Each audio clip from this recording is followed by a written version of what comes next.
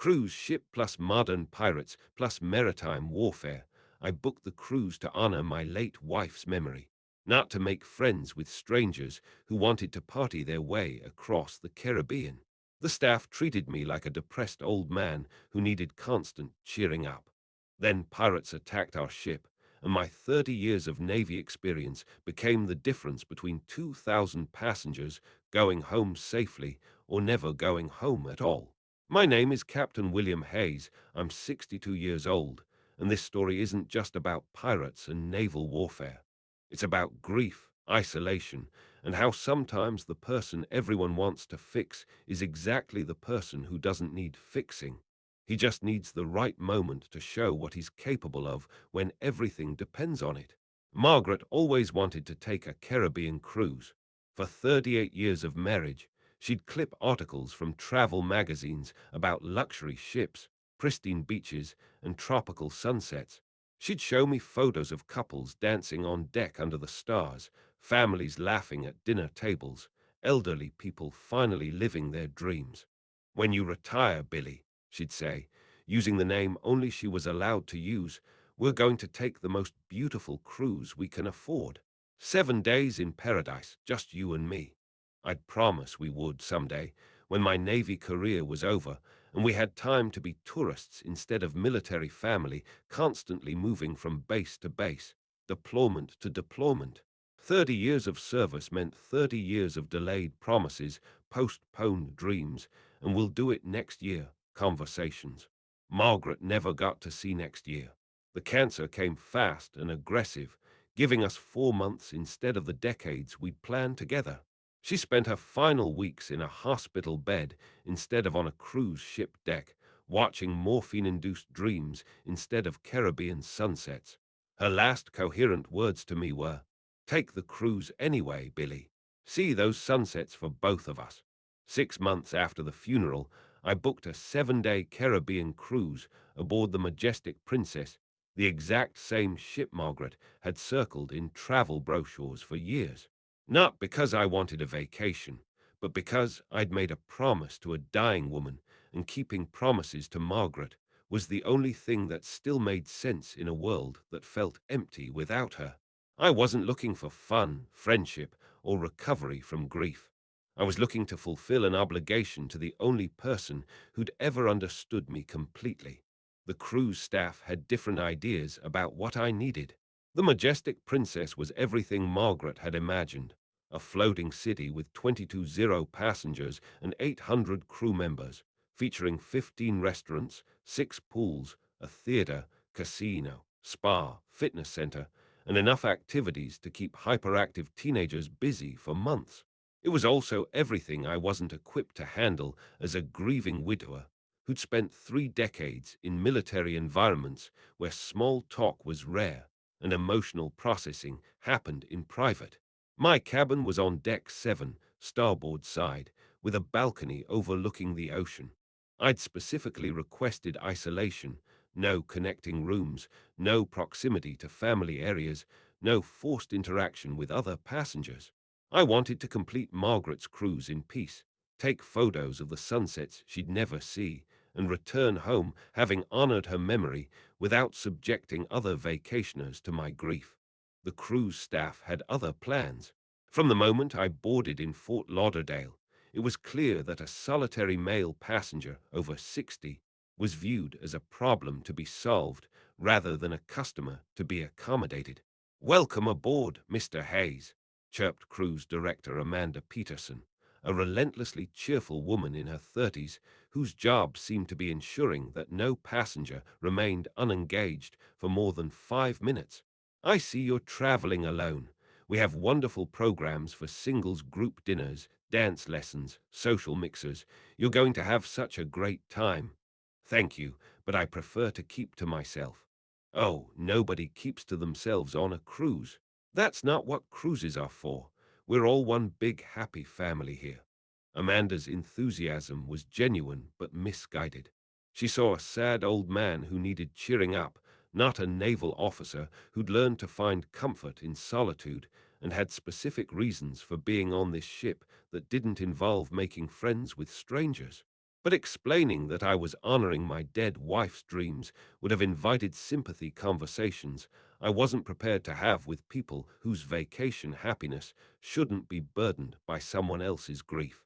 So I simply repeated, I prefer to keep to myself. Well, we'll see about that. Amanda laughed, making a note on her tablet that probably classified me as a social challenge requiring extra attention. The first 3 days of the cruise confirmed what I'd feared. Luxury cruise ships are designed for extroverted social interaction, and passengers who don't participate in the collective happiness experience are treated as problems requiring intervention. Every meal became an opportunity for staff members to encourage me to join group activities. Every time I tried to sit alone on deck with a book, crew members would approach with suggestions for more engaging ways to spend my time. Mr. Hayes, there's a wonderful wine tasting in the main lounge, suggested Maria, one of the waitresses who'd been assigned to monitor my social participation. Perfect way to meet other passengers with sophisticated tastes. Thank you, but I'm fine reading here. Reading is great, but vacation is for trying new things. The dance instructor says you look like you'd be a natural at ballroom dancing.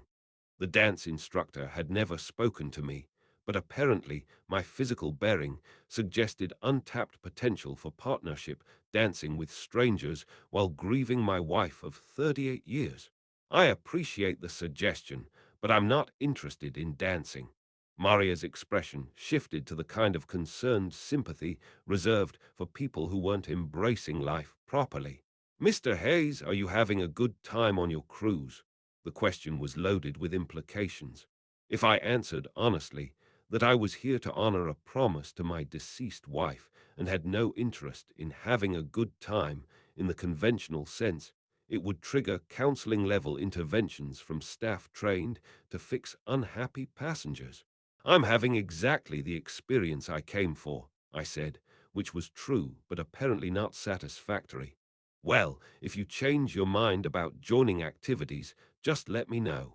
We want everyone to have the best possible vacation. The pressure extended beyond crew members to fellow passengers who'd been infected by the cruise ship mentality that everyone should be visibly enjoying themselves in socially acceptable ways. At dinner, I was assigned to a table for 8 despite requesting private seating.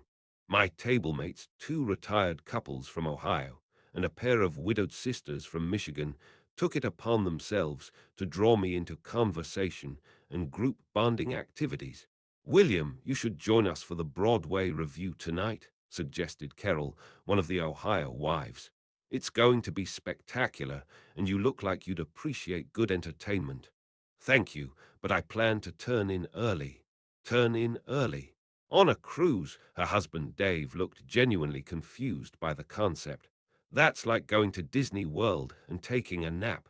You're missing the whole point. The widowed sisters exchanged knowing looks. They'd apparently identified me as a fellow mourner and decided I needed their guidance on healthy grieving.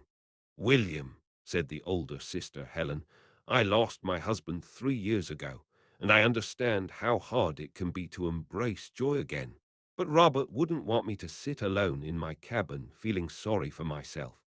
The assumption that I was feeling sorry for myself rather than honoring a specific commitment to my wife was irritating, but explaining the real situation would have required sharing personal details with strangers whose vacation experience shouldn't be complicated by someone else's grief process.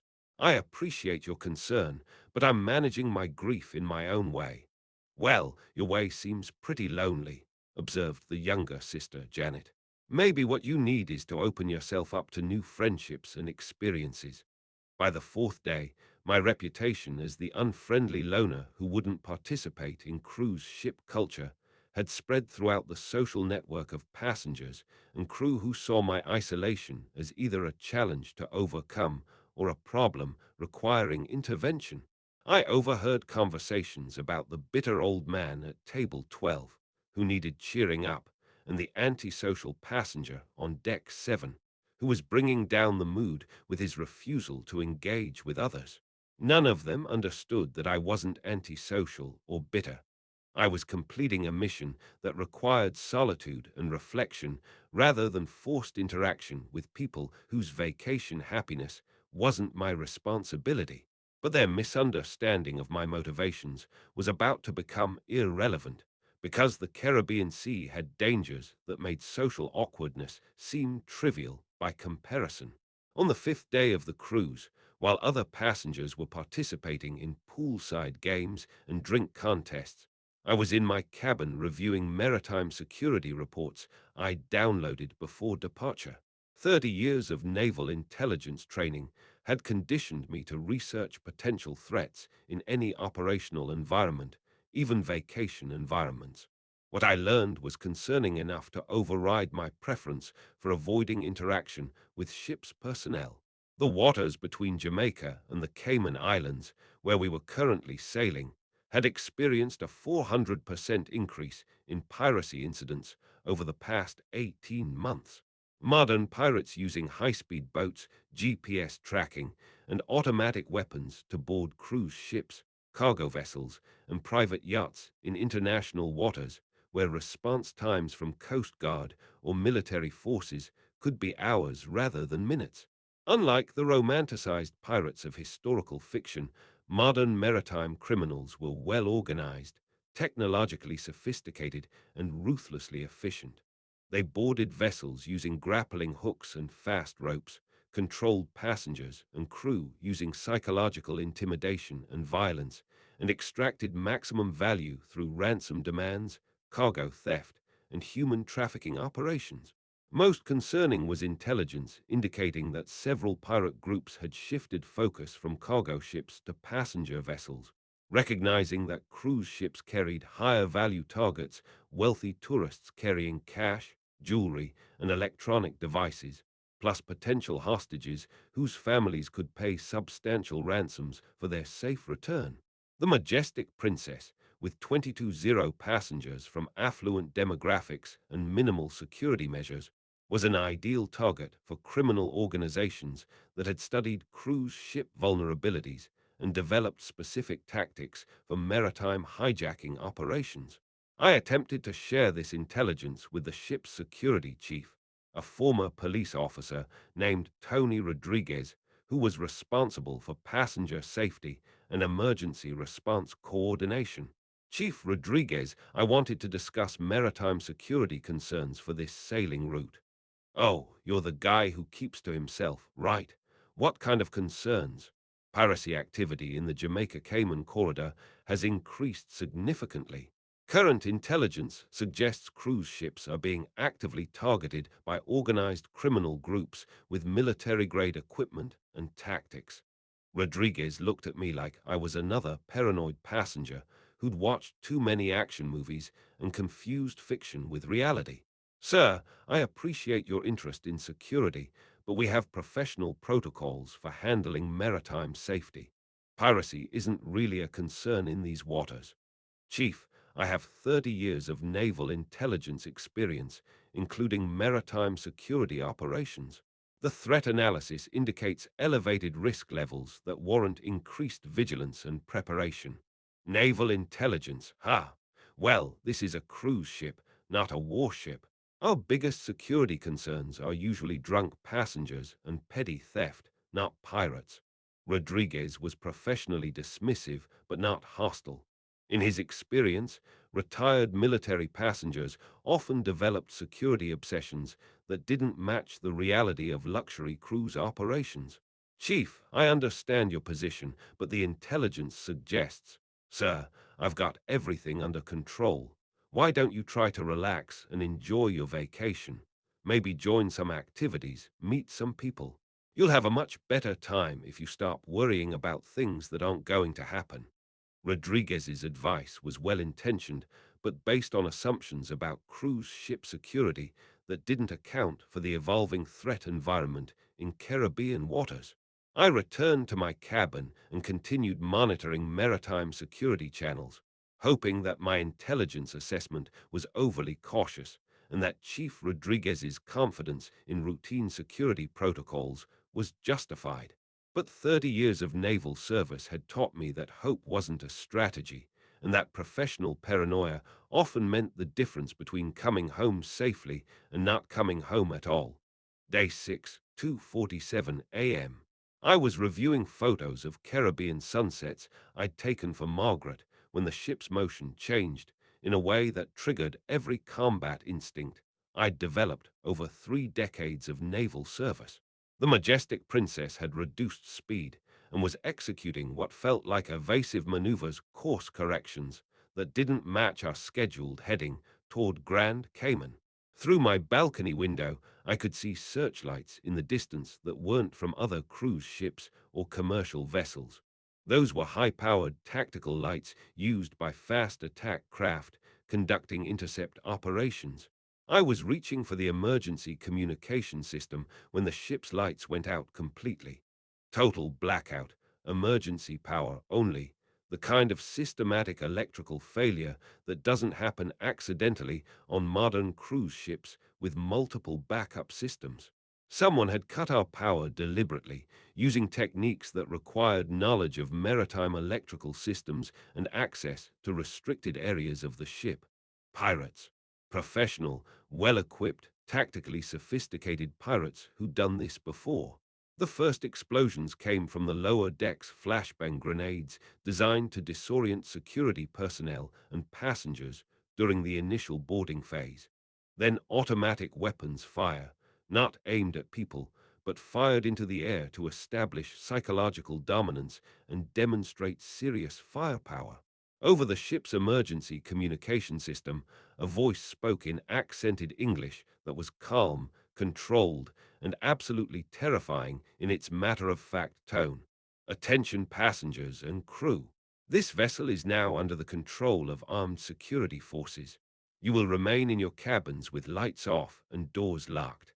Anyone found in corridors or public areas will be considered hostile and dealt with accordingly. Compliance ensures your safety. Resistance ensures your death. Through my balcony, I could see 3 high-speed boats positioned around the Majestic Princess military-style, rigid inflatable boats with mounted weapons and crews wearing tactical gear that looked more like special operations forces than traditional maritime criminals. This wasn't random piracy.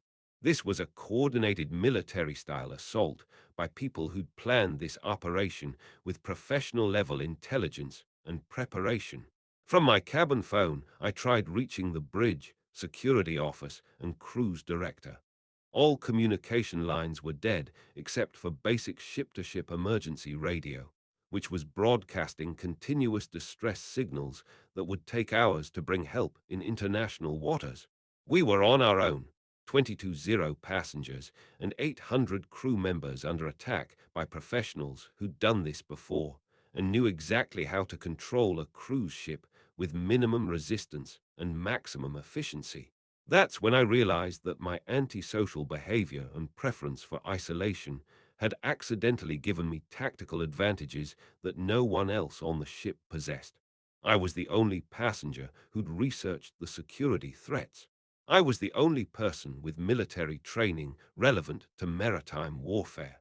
I was the only individual who'd maintained situational awareness while everyone else was focused on vacation entertainment.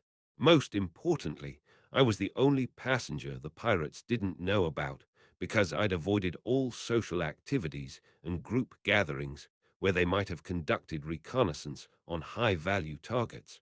The man everyone had wanted to cheer up was now the only person positioned to save them from a nightmare they couldn't imagine and weren't prepared to handle.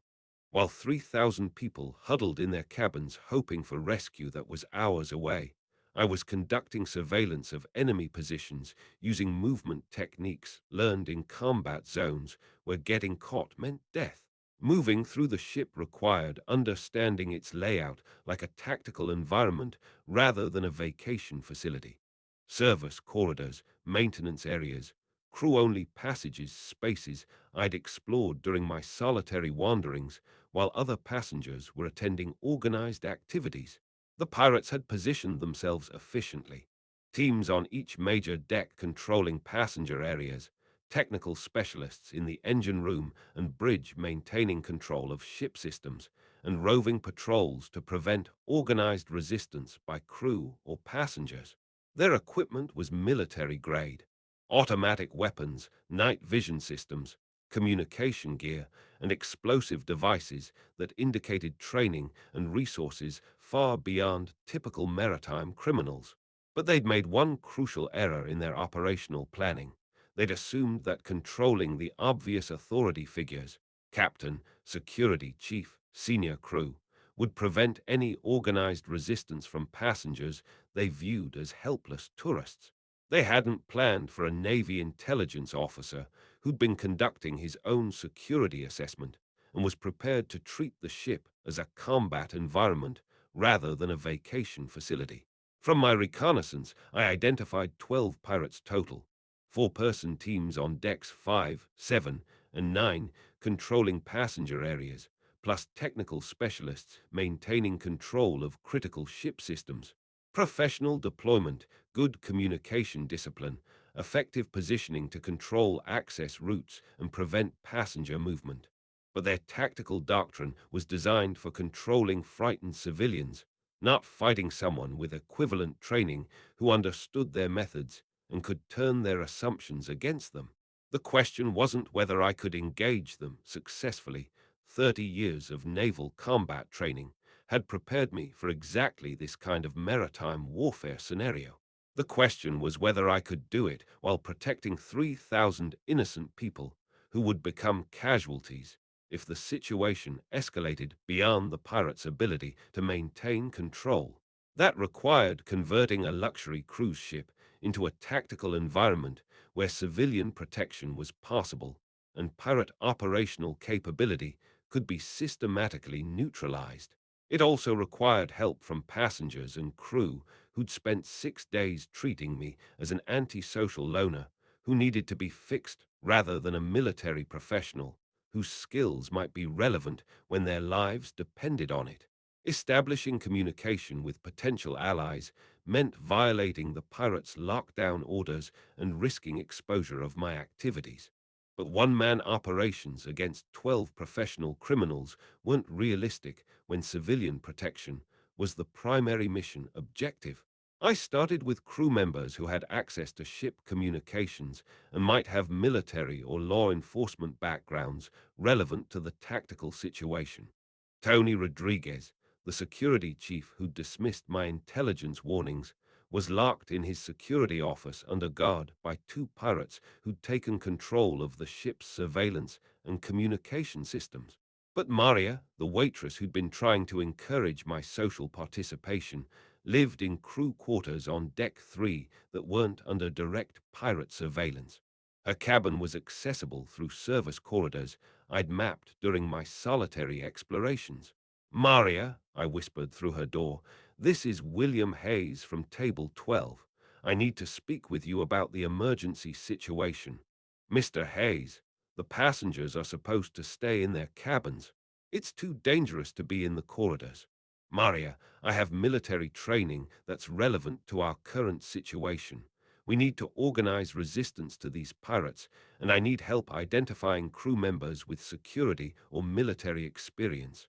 There was a long pause before she opened her door slightly. "Military training, but you're just a passenger, the sad old man who doesn't like activities." The assumption that sadness and antisocial behavior indicated incompetence was about to be corrected by circumstances that didn't care about vacation social dynamics. I'm a retired Navy captain with 30 years of experience, including maritime security and combat operations. Right now, that matters more than my dinner table conversation skills. Maria studied my face in the dim emergency lighting, probably seeing something she'd missed during a week of trying to cheer me up, the bearing and confidence of someone accustomed to command authority in life-threatening situations. "What do you need me to do?" "Help me contact crew members with military or law enforcement backgrounds. We're going to take back this ship, but I need people who understand that this is now a combat operation rather than a customer service emergency." Over the next 2 hours, Maria helped me establish contact with 8 crew members who had relevant experience. Two former military, 3 ex-police, and 3 with maritime security training. Not enough to fight 12 professional pirates in direct confrontation, but enough to coordinate civilian protection while I neutralized the tactical threats. The passenger recruitment was more challenging because it required identifying people with relevant skills who could overcome their shock and terror enough to function in combat conditions. That's when I remembered Dave from Ohio, the retired guy who'd been concerned about my antisocial behavior. His casual dinner conversation had mentioned military service, and his physical bearing suggested combat experience rather than rear area support roles. Dave, I whispered outside his cabin, this is William Hayes. I need to talk to you about your military background. William, Jesus Christ, what are you doing in the hallway? Those pirates said they'd kill anyone caught outside their cabin. Dave, I need to know your military occupational specialty and combat experience. What the hell are you talking about? We're supposed to wait for the Coast Guard or Navy to rescue us. The Coast Guard is 6 hours away, and these pirates aren't going to wait that long to start executing hostages to demonstrate their seriousness. We need to handle this ourselves. Dave opened his door wider, and in the emergency lighting, I could see him evaluating my demeanor and tone with the kind of assessment that comes from military experience. You're serious? You actually think we can fight professional pirates? I know we can, if we approach this as a military operation rather than a passenger emergency. My military background was Army Rangers, 2 tours in Afghanistan. What's yours, Navy Captain? 30 years, including special operations and maritime security. Dave was quiet for a moment, processing the information and probably realizing that the antisocial passenger he'd been trying to cheer up was actually a senior military officer with relevant combat experience. What's the plan, Captain? Number the tactical briefing by 5 a.m. I'd assembled a team of 12 people with military, law enforcement, or maritime security experience who understood that passenger rescue required eliminating the pirate threat rather than waiting for outside help that wouldn't arrive in time. The briefing took place in the ship's chapel, one of the few areas not under direct pirate surveillance and large enough to accommodate tactical planning with visual aids. Gentlemen and ladies, this is no longer a passenger emergency. It's a maritime combat operation. Our primary mission is civilian protection through elimination of hostile forces that have taken control of our ship. I'd drawn a tactical map of the Majestic Princess showing pirate positions, security checkpoints, and critical systems under enemy control. Enemy force consists of 12 personnel with military-grade equipment and professional training. They've positioned themselves to control passenger movement and maintain command of essential ship systems. Dave raised his hand. Captain, what about negotiation? Maybe they just want money or valuables, not casualties. Dave, intelligence analysis of similar operations indicates that these pirate groups escalate to hostage execution when they encounter resistance or delays. Our objective is neutralization of the threat before they reach that decision point. Maria asked the question everyone was thinking. Mr. Hayes, I mean, Captain Hayes, are you sure we can do this? They have automatic weapons and military training too. We have several advantages they don't expect. I've been conducting surveillance of their positions for 3 hours. We know the ship's layout better than they do. Most importantly, they've prepared to control frightened civilians, not fight coordinated resistance from people with equivalent training. I outlined the tactical approach. Simultaneous operations to neutralize the 3 4-person teams controlling passenger decks, followed by coordinated assault on the technical specialists in the engine room and bridge. Each team will use ship-specific knowledge to approach targets through routes they haven't secured. We'll use crew access corridors, maintenance passages, and service areas to achieve tactical surprise. Tom Bradley, one of the former police officers, looked concerned about the civilian protection aspect. Captain, what about passenger casualties if this goes wrong? If we do nothing, casualties are inevitable when the pirates start executing hostages to maintain control. If we act now, we can eliminate the threat while they're still focused on containment rather than violence. The operational timeline was tight.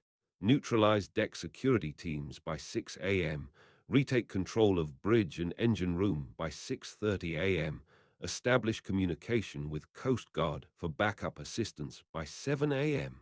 Any questions before we commence operations?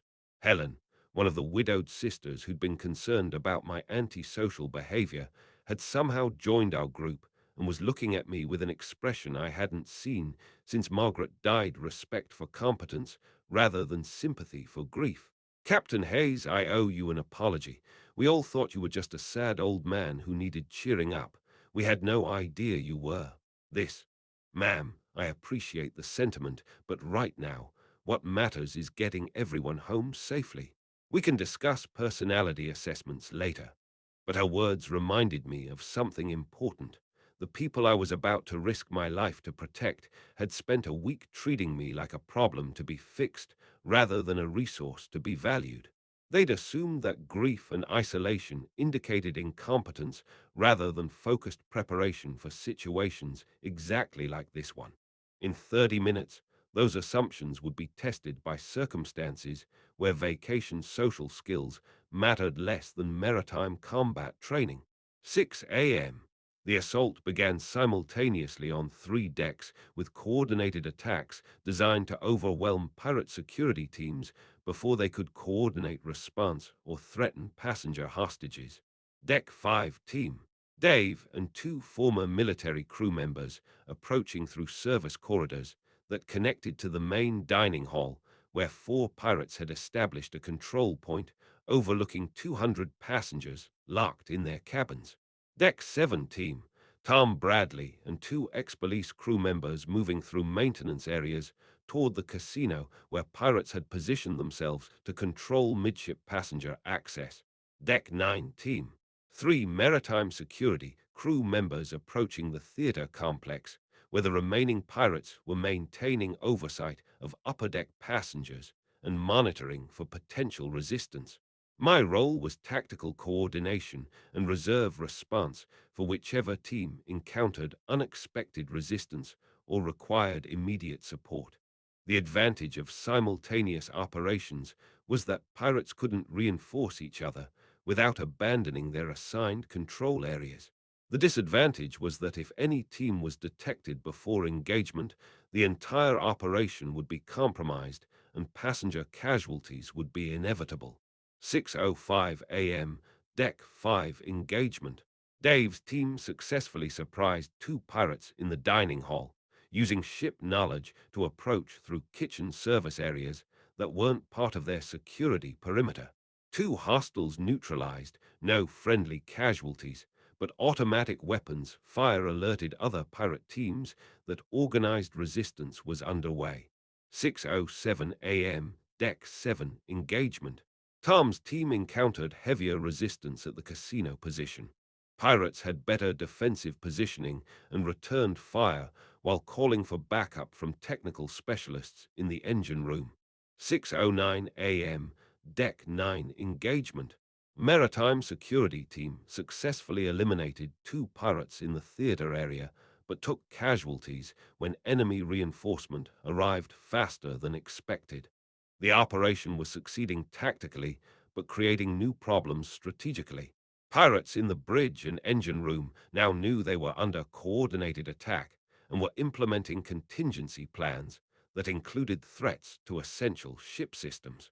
Over the ship's communication system, the pirate leader issued an ultimatum that changed the entire tactical situation. Attention passengers and crew. Armed resistance has been detected and will result in immediate retaliation. We now control explosive devices in the engine room and bridge. Any further hostile action will result in catastrophic damage to ship systems and massive casualties among passengers. The pirates had escalated from criminal containment to terrorist tactics. This was no longer just maritime piracy. It was potential mass murder using civilian hostages as leverage. That's when I made the decision that would determine whether 3,000 people went home to their families or died in international waters because their vacation cruise became a floating graveyard. While my teams maintained security on the passenger decks, I conducted a one-man assault on the ship's bridge using infiltration techniques learned in naval special operations that the pirates wouldn't expect from civilian passengers. The bridge was the tactical center of their operation control point for ship navigation, communication systems, and the explosive devices they were threatening to detonate if resistance continued. Accessing the bridge required moving through areas under direct pirate surveillance, but 30 years of naval service had included training in exactly this type of maritime assault scenario. I approached through the forward observation deck, using external ship structures to avoid internal corridors monitored by pirate security.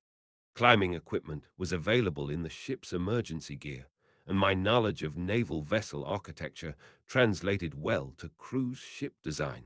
The external approach took 45 minutes of movement that would have been impossible for someone without maritime climbing experience and combat conditioning. At 62, I was older than optimal for this type of operation, but muscle memory from decades of training compensated for age-related physical limitations. 6:45 a.m. I reached the bridge level and began surveillance of enemy positions through external windows. 3 pirates inside, one controlling navigation systems, one monitoring communications, one guarding explosive devices positioned to destroy the bridge and potentially damage critical ship systems. Standard room-clearing tactics wouldn't work because of the explosive threat and risk to communication equipment needed to coordinate passenger evacuation. This required precision engagement that neutralized all 3 targets simultaneously without triggering detonation or destroying systems essential for safe ship operation. I had one advantage the pirates didn't expect. They'd assumed that civilian resistance would come from frightened passengers using improvised weapons, not from a Navy officer with 3 decades of combat experience using professional tactics. 6:52 a.m. I entered the bridge through the starboard emergency access, using breach and clear techniques to engage all 3 targets within seconds of entry. The pirate controlling explosives was eliminated before he could trigger detonation. The communications specialist was neutralized while attempting to alert other pirate teams. The navigation controller was taken alive for intelligence purposes, information about their operational planning, additional team members, and extraction procedures. But retaking the bridge was only half the mission. The engine room still contained pirate technical specialists with potential access to explosive devices that could disable the ship or cause catastrophic casualties among passengers trapped on lower decks. The engine room represented the most dangerous phase of the operation because it contained critical ship systems that couldn't be damaged during combat operations. Stray gunfire or explosive devices could disable propulsion, power generation, or emergency systems essential for passenger safety. It also represented the pirates' final defensive position, their last stand before complete loss of control over the ship and their hostages. My approach required understanding both the tactical situation and the engineering systems that kept 3,000 people alive in the middle of the ocean. 30 years of naval service had included extensive training in ship engineering, but civilian cruise vessels had different layouts and systems than military ships. Maria, who'd been helping coordinate crew support, provided essential intelligence about the engine room layout and access routes used by maintenance personnel. Captain Hayes, the engine room has 3 levels with multiple access points, but the pirates have positioned themselves on the main level where they can control both propulsion and power generation. How many hostile personnel? We think 4, but they've got all the critical systems wired with explosives. Chief Rodriguez said they could disable the ship or cause massive damage if they feel threatened. The tactical problem was clear. Eliminate 4 well-positioned enemies with automatic weapons and explosive devices while preserving systems essential for passenger survival and ship navigation.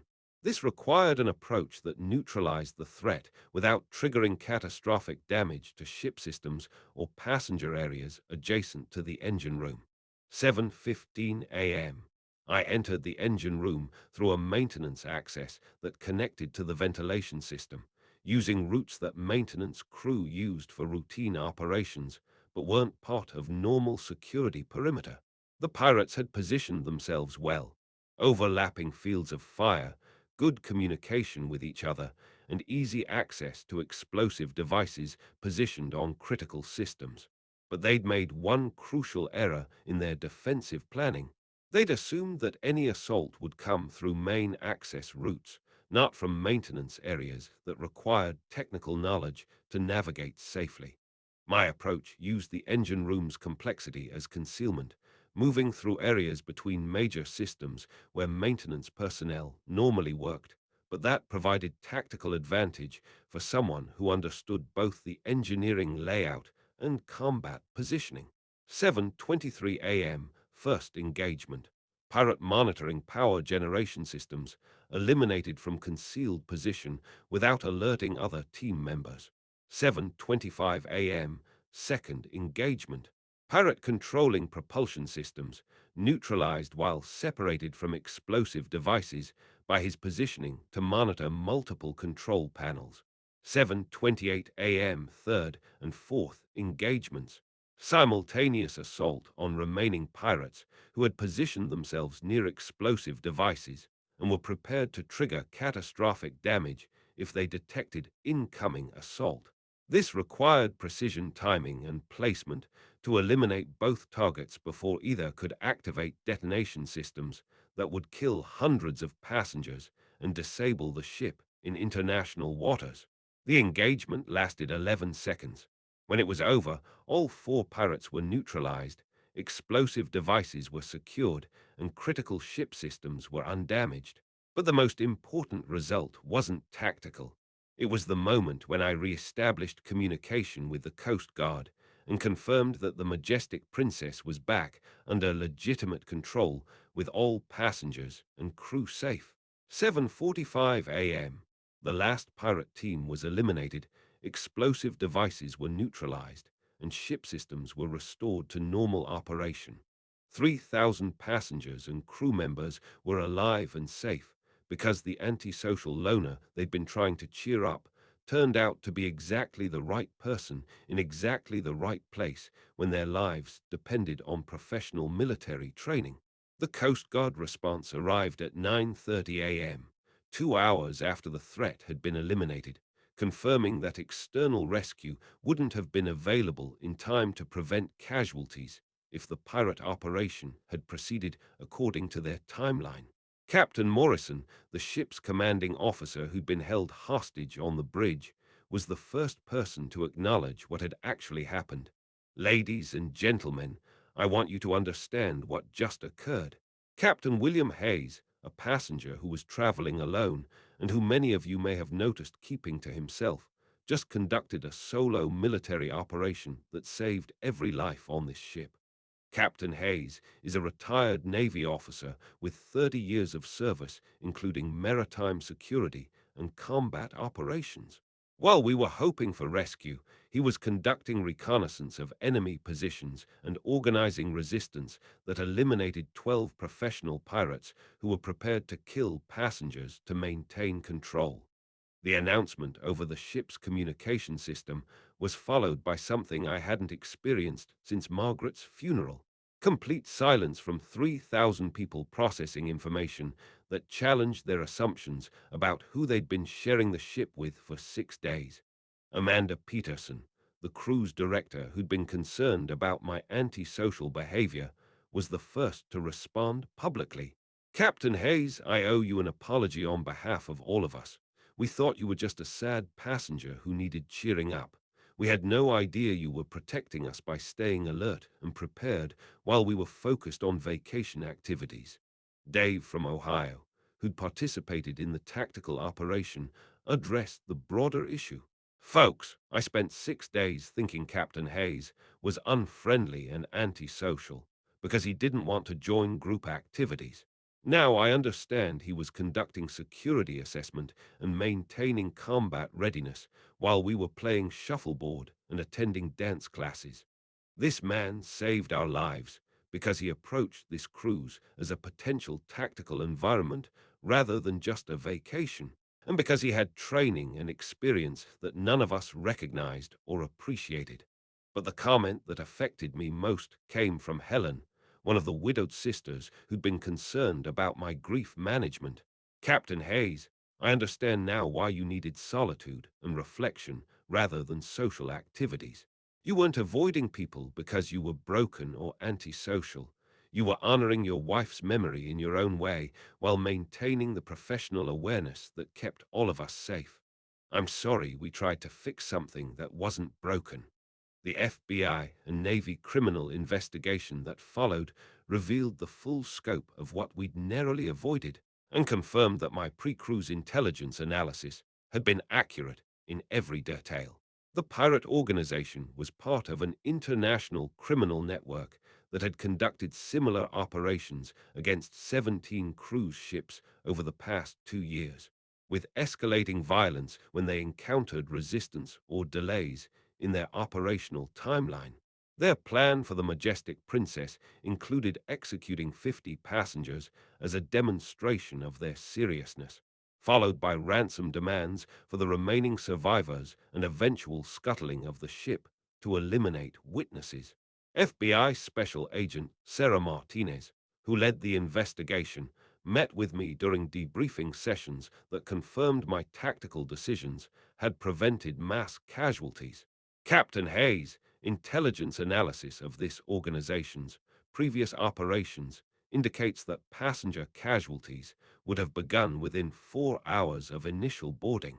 Your decisive action eliminated the threat during their containment phase before they escalated to violence. Sir, your pre-cruise threat assessment was more accurate than our official intelligence estimates. How did you identify this specific threat? Agent Martinez, 30 years of naval intelligence training, includes research methodology for threat assessment in any operational environment. The data was available through open sources. It just required someone who understood how to analyze maritime security patterns. Why didn't you share your concerns with ship security before departure? I did. Chief Rodriguez dismissed the intelligence as irrelevant to cruise ship operations. The investigation also revealed that Tony Rodriguez, the security chief who'd rejected my warnings, had no maritime security experience and hadn't been briefed on current piracy threats in Caribbean waters. His dismissal of my intelligence had been based on assumptions about cruise ship security that didn't account for evolving criminal tactics. Agent Martinez included this information in her final report. Captain Hayes attempted to warn ship security about elevated piracy risks based on professional threat assessment. His warnings were dismissed due to assumptions about civilian passenger concerns rather than evaluated as intelligence from a qualified source. The rescue of the Majestic Princess generated international media attention that focused on the tactical aspects of the operation, but gradually shifted to examining how cruise passengers and crew had initially perceived the man who saved their lives. CNN, Navy veteran saves 3,000 cruise passengers from pirate attack, BBC News. Caribbean cruise pirate attack stopped by lone passenger, Fox News. Retired Navy captain conducts solo operation to eliminate pirate threat. The coverage highlighted the disconnect between social assumptions and professional capability. USA Today. Fellow passengers described Hayes as antisocial and unfriendly during the first 6 days of the cruise. Cruise staff had attempted to encourage him to participate in group activities, unaware that his solitary behavior reflected professional security consciousness rather than social dysfunction. Miami Herald. The man who saved 3,000 lives was initially viewed as a problem passenger who needed social intervention. His preference for isolation and reflection was misinterpreted as depression requiring treatment, when it was actually tactical awareness that prevented mass casualties. Captain Morrison gave extensive interviews about how the incident changed his perspective on passenger assessment and security awareness. Captain Hayes demonstrated that we shouldn't assume we understand people's capabilities based on their social behavior. He was conducting professional-level threat assessment while we were focused on ensuring he attended dance classes. His antisocial behavior was actually situational awareness that saved every life on our ship. We owe him not just gratitude, but recognition that our assumptions about passenger capabilities can blind us to resources we need in crisis situations. Amanda Peterson, the cruise director, became an advocate for respecting passengers' choices about social participation. We learned that trying to fix passengers who prefer solitude might interfere with their ability to contribute their actual skills when those skills become essential. Captain Hayes needed space to honor his wife's memory and maintain professional readiness, not encouragement to join group activities. 6 months after the Majestic Princess incident, I received recognition from multiple sources that acknowledged both the tactical success and the broader lessons about social assumptions and professional capability. The Secretary of the Navy awarded me the Navy Distinguished Public Service Award for exceptional heroism and tactical expertise that prevented mass casualties during maritime crisis. The award citation specifically mentioned my solo combat operation against professional pirates that demonstrated the continuing value of naval training in civilian environments. The Coast Guard presented me with their Public Service Commendation for Maritime Security Assistance. The FBI honored me with their Civilian Partnership Award for Intelligence Analysis and Tactical Cooperation that prevented terrorist attack on civilian targets.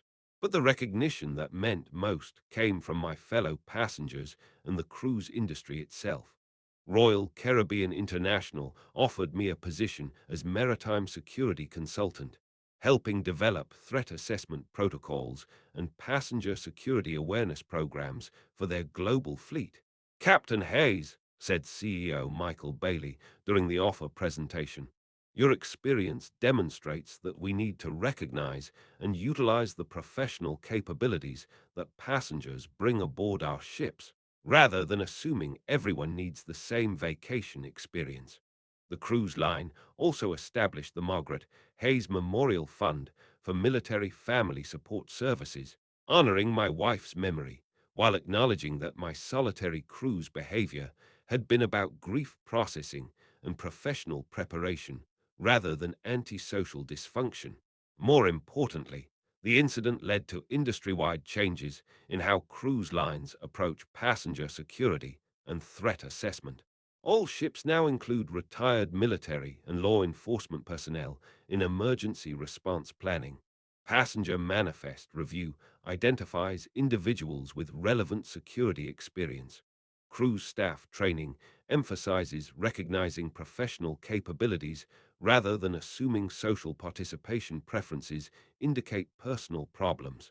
Maritime security briefings are provided to passengers with military or law enforcement backgrounds 2 years later. I work as a maritime security consultant for multiple cruise lines, helping develop protocols that recognize and utilize passenger capabilities while maintaining appropriate security measures. My office overlooks the port of Miami, where I watch cruise ships depart with passengers who have no idea they're traveling with military and law enforcement professionals who could protect them if circumstances require heroic action. The grief from losing Margaret hasn't disappeared, but it has transformed into purpose that honors her memory while serving others who deserve to travel safely. She would have been proud that her dream cruise became the foundation for protecting other families' vacation dreams. I still prefer solitude to group activities, still process emotions privately rather than in social settings, still maintain situational awareness that other passengers might consider excessive for vacation environments. But cruise personnel no longer treat those preferences as problems requiring intervention. They understand that the person who seems antisocial might be exactly the person whose skills become essential when everyone's life depends on professional training rather than social compatibility. Dave from Ohio, who became a close friend after our tactical operation, summarized the lesson that emerged from our Caribbean experience. Captain, before the pirates attacked, I thought you were unfriendly because you didn't want to socialize. Now I understand you were being professional. There's a difference between being antisocial and being prepared, and that difference saved our lives. Helen, the widowed sister who'd been concerned about my grief management, visits me annually on the anniversary of Margaret's death. William, you taught me that grief doesn't have to look like what other people expect, and that healing doesn't require accepting other people's timeline or methods. You honored Margaret's memory your way, and that way happened to be what saved 3,000 lives. The pirate attack on the Majestic Princess became a case study that's taught in maritime security programs, military academies, and crisis management courses. But the real lesson extends beyond tactical procedures to questions about how we recognize and value capabilities that don't conform to social expectations. The passengers and crew who survived learned that the person they'd tried to fix was actually the person who was most prepared to protect them when protection became the difference between life and death. They learned that professional competence often looks like antisocial behavior to people who don't understand the difference between social skills and survival skills.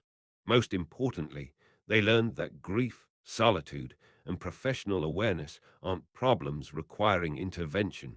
They're human responses that can coexist with heroic capability and selfless service to others.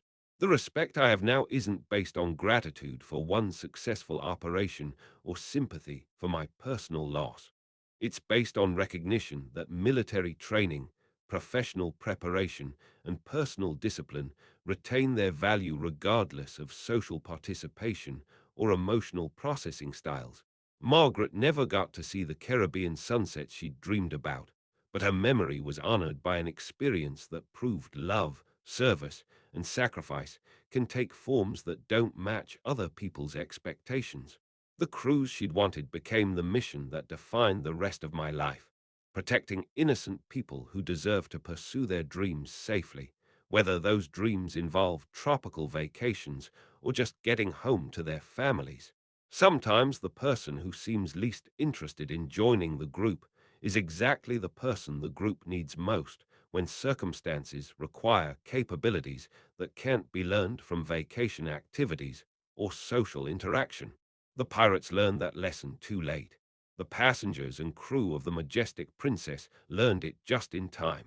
And now, every cruise ship in the Caribbean carries passengers who might include retired military or law enforcement professionals whose antisocial behavior isn't a problem to be solved. It's a resource to be respected when that resource becomes the difference between 3,000 people going home safely or not going home at all. That's the legacy Margaret would have wanted.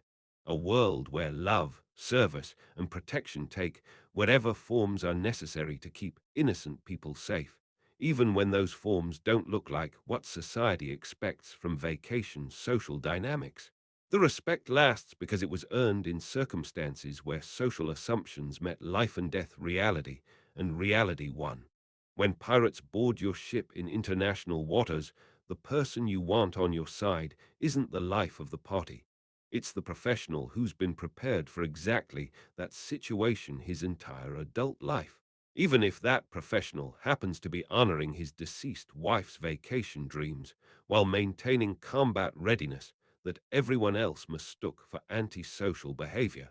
Sometimes the most important battles are fought by people who'd rather be anywhere else, doing anything else, but who understand that duty doesn't end when the uniform comes off, and that service to others is how you honor the people you've loved and lost. Margaret's dream cruise became my final deployment. The mission was successful, all personnel returned home safely, and the objective was achieved. She would have been proud,